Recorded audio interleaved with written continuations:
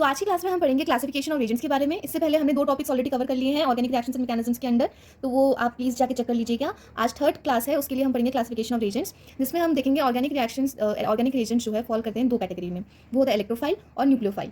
ठीक है, electrophile basically हम क्या करते हैं, डिनोट उसको E+ से लिखते हैं। E++ जो है हमारा बेसिकली चार्ज है, और जो हमारा न्यूक्लियोफाइल है उसको हम इस तरीके से लिखते हैं, नेगेटिव इसलिए क्योंकि उसमें इलेक्ट्रॉन डेंसिटी बहुत ज़्यादा होती है, जैसे मैंने तुम्हें पहले भी 2 लेक्चर्स में बता रखा है। इलेक्ट्रोफाइल्स हमारे वो होते हैं जिसमें जनरली क्या होता है कि हमारा इलेक्ट्रॉन डेंसिटी बहुत कम होता है और इलेक्ट्रॉन डेफिशिएंट होते हैं। इसलिए डेफिनेशन के अकॉर्डिंग कहा गया है, a reagent which can accept a pair of electron in a reaction is called as electrophile. और न्यूक्लियोफाइल हमारे वो होते हैं, a reagent which can donate an electron pair in a reaction that are called nucleophiles. ठीक है, जैसे हम example मैं तुम्हें बता देती हूँ लिख के, जैसे हमारा एक एग्जाम्पल हो गया H+ हो गया। ठीक है, एक हमारा क्लोरीन प्लस भी होता है, लोगों को पता है कि क्लोरीन नेगेटिव होता है लेकिन क्लोरीन प्लस भी होता है। ठीक है, ब्रोमीन प्लस हो गया।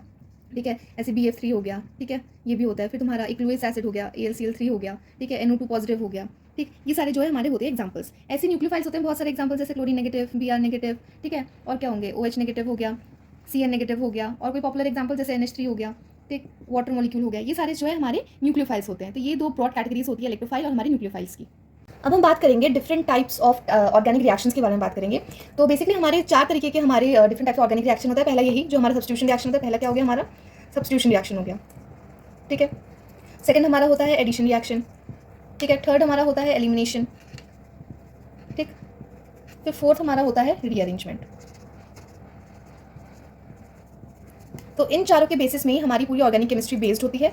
इन चार रिएक्शंस को हम अच्छे से थोड़ा सा देखेंगे विद एग्जांपल्स एंड डेफिनेशंस। तो सबसे पहले जो हम स्टार्ट करेंगे वो है सब्स्टिट्यूशन रिएक्शन से, then addition, then elimination and rearrangement. तो अभी हम बात करते हैं सब्स्टिट्यूशन के बारे में। तो सब्स्टिट्यूशन रिएक्शन क्या कहता है कि substitution reactions are those reactions in which an atom or a group of atom directly attached to a carbon atom in the substrate molecule is replaced by another atom or a group of atom। ये कहने की कोशिश कर रहा है कि जैसे तुम्हारा कोई भी अगर कंपाउंड है या हुआ या फिर मॉलिक्यूल हुआ, जो कार्बन एटम के साथ जो भी तुम्हारे ग्रुप्स अटैच होते हैं, कोई X, Y, Z या W अटैच्ड होगा, तो इसको रिप्लेस करके कोई और ग्रुप तुम्हारा लग जाता है। ठीक है, तो वो रिएजेंट कुछ भी हो सकता है। ठीक है, जैसे मैं तुम्हें एग्जाम्पल्स के साथ बताती हूँ। जैसे यहाँ पे मैंने कोई ले लिया CH4।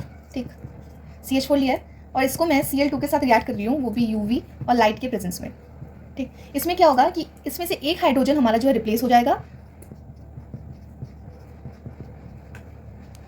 और यहाँ पे क्लोरीन लग जाएगा और HCl हमारा बाहर हो जाएगा। ठीक है, तो वही हुआ कि हमारा एक एटम को रिप्लेस करके दूसरा एटम ने उसकी जगह ले ली। तो यही उसमें कहा गया है कि those reaction which an atom और group of atom directly attached to a carbon atom in a substrate molecule is replaced by the another atom और अ ग्रुप। तो यही इसका एग्जांपल है। सेकंड एग्जांपल क्या ले सकते हैं, जैसे हमारा CHH हो गया और यहाँ पे कोई तुम्हारा CH3 है और यहाँ पे तुम्हारा कोई Br है। CHH Br और कोई भी ले लो, CH3 ले लो और तुमने इसको क्या किया, NaOH के साथ रिएक्ट कर दिया। ठीक है, तो ये हमारा वाटर के प्रेजेंस में हो रहा है। ठीक, तो इसमें क्या रिएक्शन होगा, ये जो Br है हमें पता है कि जो सोडियम है वो NaBr के साथ अटैच हो जाता है ना। तो यहाँ पे ऐसे हो जाएगा और यहाँ पे बाहर हमारा NaBr हो गया। ठीक है, और यहाँ पे जो है हमारा OH ग्रुप अटैच हो गया। ठीक, तो ये हमारा बन गया इथाइल अल्कोहल। अब हम सेकंड रिएक्शन के बारे में बात करते हैं, वो है हमारा एडिशन रिएक्शन। एडिशन रिएक्शन हमारा कहता है कि addition reaction are those in which atoms और a group of atoms are simply added to a double bond और a triple bond without the elimination of any atom और group.